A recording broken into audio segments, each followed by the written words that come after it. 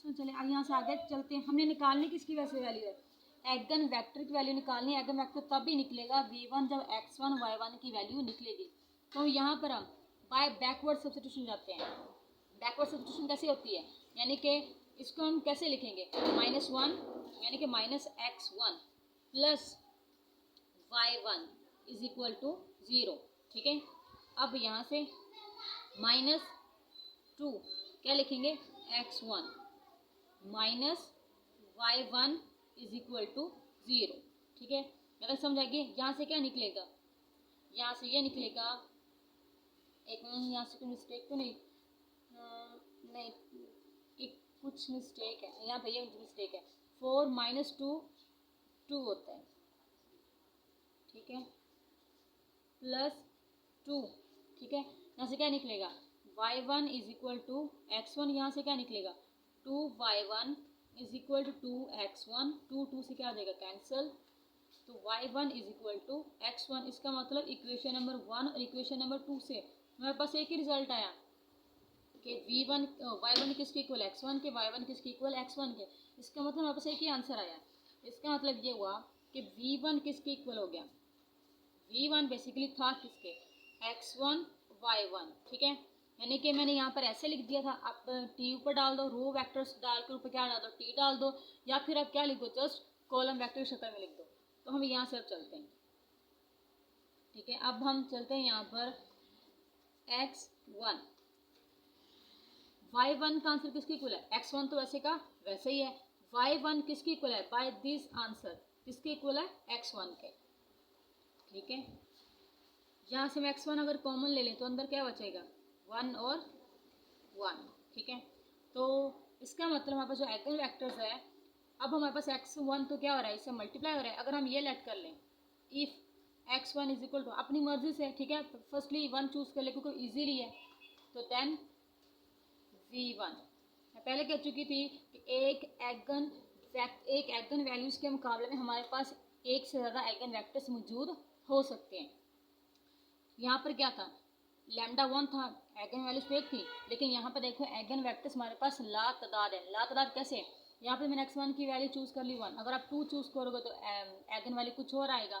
ठीक है, 3 चूज़ कर लोगे एगन वेक्टर कुछ और होगा, x1 को 5 चूज़ करो, 6 चूज़ करो, 7 8 9 10 जो मैं चूज़ करते रहो x1 को, एगन वेक्टर्स निकलते रहेंगे। यानी कि एगन वैल्यूज़ के मुकाबले में हमें कितने एगन वेक्टर्स मिले, ला तादाद मिले। ठीक है, तो हम ये लिख सकते हैं, and all other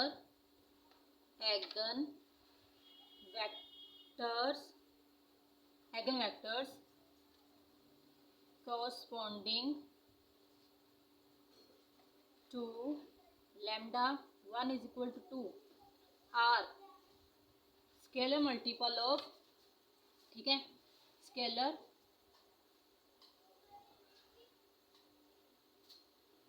multiple of 1 1, यानी कि इस 1 1 वेक्टर को अगर हम जिस भी नंबर से मल्टीप्लाई करेंगे हमारे पास डिफरेंट एगन वेक्टर्स आते जाएंगे। ये समझ लगी। यहाँ पर जस्ट मैंने अभी λ1 के मुकाबले में एगन वेक्टर्स निकाले हैं, वो कितने निकले हैं, इन्फिनिट निकले हैं। ठीक है, अब हम किसके मुकाबले में निकालते हैं, λ2 के मुकाबले में एगन वेक्टर्स निकालते हैं। तो यहाँ से मैं रेस कर देती हूँ, यहाँ से बस इतना सा, यहाँ से रेस करती हूँ।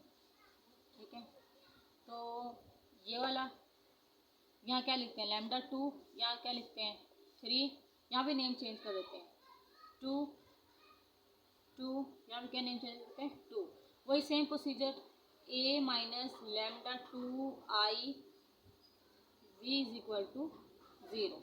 तो इसका मतलब यहाँ पर क्या पुट करना है, λ2 कितना है 3, तो यहाँ पर करते हैं क्या आ जाएगा 1 - 3 1 - 2 4 - 3 इंटू v क्या लिया हम लोगों ने x2 और y2 इज इक्वल टू 0।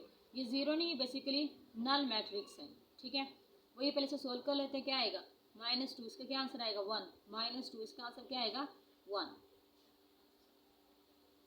तो बाय बैकवर्ड सब्स्टिट्यूशन जो आप लोगों का मैंने पहले भी करवा चुकी हूँ, ठीक है, नहीं पीछे की तरफ जाना है, बाय बैकवर्ड सब्सटीट्यूशन, यानी कि सब्सटीट्यूशन का हम पुटिंग करना। बैकवर्ड सब्सटीट्यूशन क्या होती है कि हमने इसके बैकवर्ड जाना है, यानी कि -2 को x2 से मल्टीप्लाई करें, क्या आंसर आएगा? -2x2 plus y2 is equal to 0। Similarly -2x2 plus y2 is equal to 0। यहाँ से क्या आंसर निकलेगा? y2 is equal to 2x2। यहाँ से क्या आंसर निकलेगा? इन दोनों से एक ही आंसर आया, इसका मतलब हमारे पास एक ही आंसर है, y2 is equal to x2। ठीक है। नाउ अब हम चलते हैं v2 क्या लेफ्ट किया था हम लोगों ने? x2 और y2। ठीक है। अब x2 तो वैसे का वैसे ही, y2 का आंसर क्या निकला है? 2x2। ठीक है। अब हम क्या कॉमन ले लेते हैं? x2 कॉमन ले लेते हैं, क्या आ जाएगा? 1 2। मैं पहले कह चुकी हूँ, आप देखो यहाँ इस मैट्रिक्स का क्या मल्टीप्लाई हो रहा है? x2 को मुख्तलिफ वैल्यूज देते जाएंगे, एगन वेक्टर्स मुख्तलिफ निकलते जाएंगे। तो हम अपन आसानी के लिए सबसे पहले क्या ले लेते हैं? If x2 is equal to 1 then v2 क्या हो जाएगा? 1 2। तो इसका मतलब ये हुआ all eigenvectors corresponding to lambda 2 is equal to 3 are scalar multiple of किसके स्केलर मल्टीपल होंगे? इसके 1 और 2 के। यहाँ पर जिस तरह देख लो, लैम्डा तो एक ही था लेकिन इसके मुकाबले में कितने एगन्स वैल्यू निकले थे? लाता। इसी तरह लैम्डा 2 3 के बदले में कितने एगन्स वैल्यू निकले? Multiple of 1 2। ये भी क्या है? इन्फिनिटी है। ठीक है। तो यहाँ पर मैंने ये जो अभी मैंने लिखी है एग्जाम्पल, ये आपको जो मैं नोट सेंड किए हैं उसके पेज नंबर 3 पर मौजूद है। ठीक है। तो ये 2/2 का मैंने मैट्रिक्स लिया था, इसकी मैंने एगन वैल्यूज निकाली और क्या निकाले? एगन वेक्टर्स निकाले। ठीक है। यहाँ पर आपने एक बात नोट करनी है कि क्या बात नोट करने वाली? यहाँ पर ये बात नोट करने वाली है कि दोनों एगन वैल्यूज ही क्या थे? डिफरेंट थे। ठीक है। अब एगन वैल्यूज दोनों क्या थे? डिफरेंट थे। अब एगन वैल्यूज फर्स्ट के मुकाबले में हमारे पास कितने एगन वेक्टर निकले थे? लातादार निकले थे, लेकिन वो सारे के सारे डिफरेंट थे। सारे डिफरेंट कैसे होंगे कि मैं x1 को वैल्यू देते जाऊंगी, सारे क्या निकलते जाएंगे? डिफरेंट निकलते जाएंगे, कोई भी उससे मैच नहीं होगा। इस तरह लैम्डा 2 यानी कि 3 के मुकाबले में जो हमारे पास एगन वेक्टर्स निकलेंगे वे बेसिकली क्या है? इससे डिफरेंट ही है। इस तरह के एगन वेक्टर्स क्या बोलते हैं? Linearly independent. ठीक है। तो आप पेज नंबर जो फर्स्ट पेज नंबर है नोट्स का, इसी का मैं आपको दिखा भी देती हूँ। वहाँ पर मैंने नोट लिखा है, तो ये नोट लिखा है, आप देख लीजिएगा। ये नोट है डिस्टिंक्ट एगन वैल्यूज, यानी कि मुख्तलिफ एगन वैल्यूज प्रोड्यूस क्या करती हैं? Linearly independent eigenvalues. यहाँ पे एगन वैल्यूज एगन वेक्टर्स आने मिस्टेकली लिखा गया है कि डिफरेंट एगन वैल्यूज प्रोड्यूस क्या करती हैं? एल का मतलब लीनियरली, आई का मतलब इंडिपेंडेंट एगन वेक्टर्स प्रोड्यूस करती हैं। यानी कि जो भी एगन वेक्टर्स निकलेंगे बेशक लातदार निकलें, लेकिन तमाम क्या होंगे? आपस में लीनियरली इंडिपेंडेंट होंगे। ठीक है। अब अगर हमारे पास अगर एगन वैल्यूज हैं वो क्या निकल आए? रिपीटेड, तो वो क्या प्रोड्यूस करेंगी? Linearly dependent. एल का मतलब लीनियरली, डी का मतलब डिपेंडेंट एगन वेक्टर्स ही आना है। यहाँ पर मिस्टेकली एगन वैल्यूज लिखा गया है, यहाँ एगन वेक्टर्स आना है। ठीक है। और पेज नंबर 3 पर मैं आपको दिखा भी देती हूँ। पेज नंबर 3 पर जो मैंने एग्जाम्पल लिखी है अगली, ठीक है, उसके जो एगन वेक्टर्स निकलते हैं, एगन वैल्यूज निकलती हैं, वो बेसिकली रिपीटेड होती हैं। ठीक है। अगली एग्जांपल जो वहाँ पर कोड की गई है, जैसे कि ये बी है, ये वाला बी, इसके 3/3 का मैट्रिक्स है ये। ठीक है। तो यहाँ पर इसका पूरा ये प्रोसीजर किया, लैम्डास निकले 5 1 और 1। ठीक है। क्या निकले? 5 1 और 1। 5 तो डिफरेंट है लेकिन 1 1 क्या है? रिपीटेड है।